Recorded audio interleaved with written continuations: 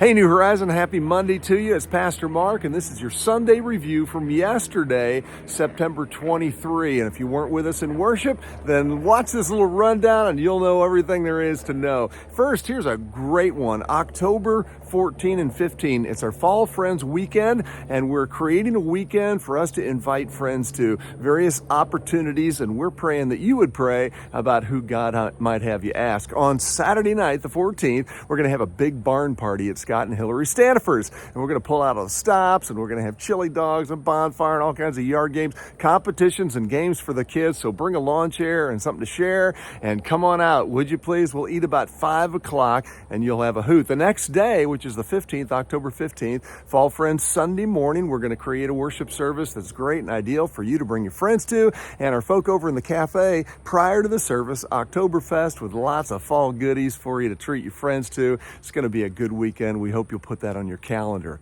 Now, I hope you're in a disciple shift group. We've started about 20 groups, and they're going great every day of the week, and people are in fellowship, and they're talking about my message from the previous Sunday. So maybe you missed this week. Maybe you're not in a group right now. I pray you would get in a group. Go to our website, the front page, and you can click and look through all the groups and jump in. You can be in a group this week, and you're going to talk about this. My message was called, How Do We Make Disciples? So we've run through this thing. We've asked these questions every week, and we're answering them so that we have an answer for the hope that's within us. What is the purpose of Christ Church? The purpose of Christ Church is to love God, love others, and make disciples. Boom. Well then, what's a disciple? Well, here it comes from Matthew 4:19. A disciple is one who follows Jesus, is being changed by Jesus, and joins Jesus in his mission. That's who we are. We're not just believers, but we're walking with Jesus and we're growing.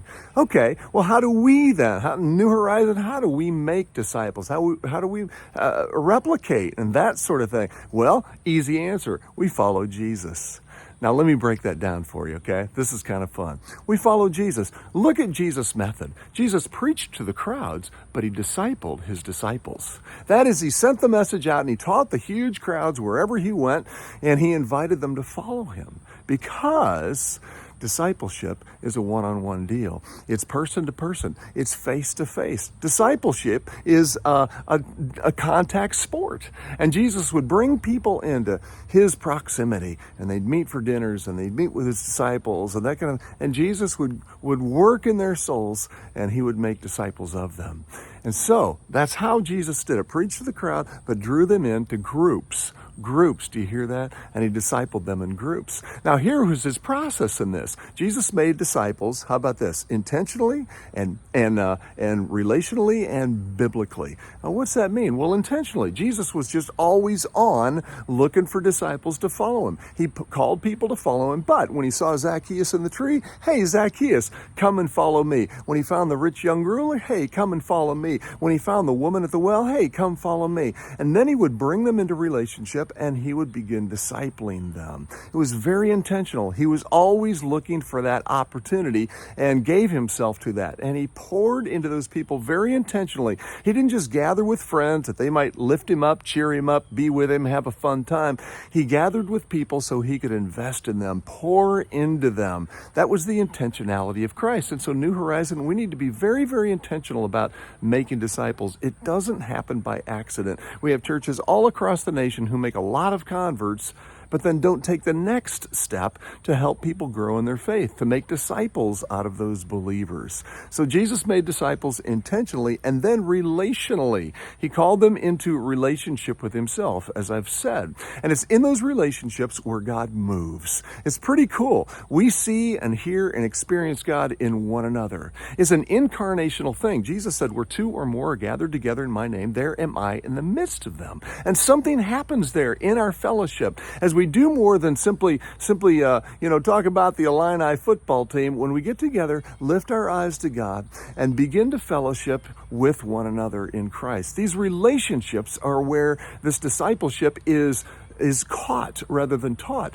We see how others do it. We see how others act. We see how they talk and pray. We see their lives. We see their character, all those things. And we learn from that. And that's what they did with Jesus. They watched Jesus and they began to mimic Jesus and they set out with Jesus and Jesus gave them opportunity and they did what they saw Jesus do. I always say a kid learns to walk because they've seen us walking around. I think that's a pretty good idea. I'm going to try that. And they learn to talk because they see us communicate and they begin to form the words because they think, yeah, I need to learn how to do that stuff too.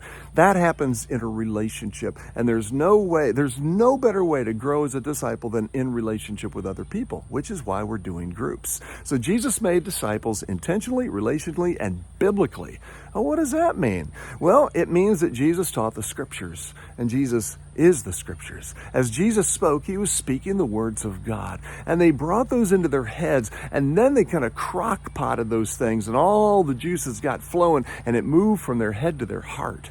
And it was there that God began to transform their hearts and lives. This whole process results in not head knowledge only, but down here, what I like to call in the squishy. It's in the squishy of our souls where we begin to apprehend the things of God and appropriate the things of God. We put language to these spiritual things. We grow in the scriptures, learning from Jesus in the scriptures, learning who Jesus is in the scriptures, learning to metabolize the scriptures. That is, just take in the nutrients of the scriptures, and then our body works it out to our soul, and we become disciples of Jesus Christ.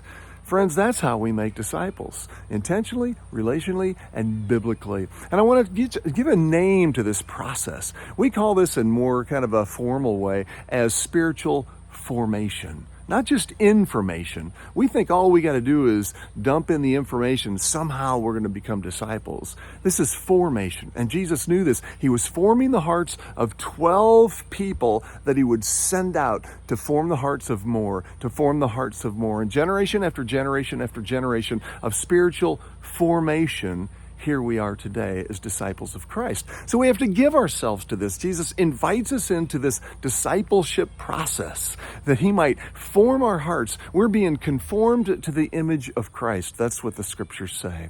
That's what's happening in our groups.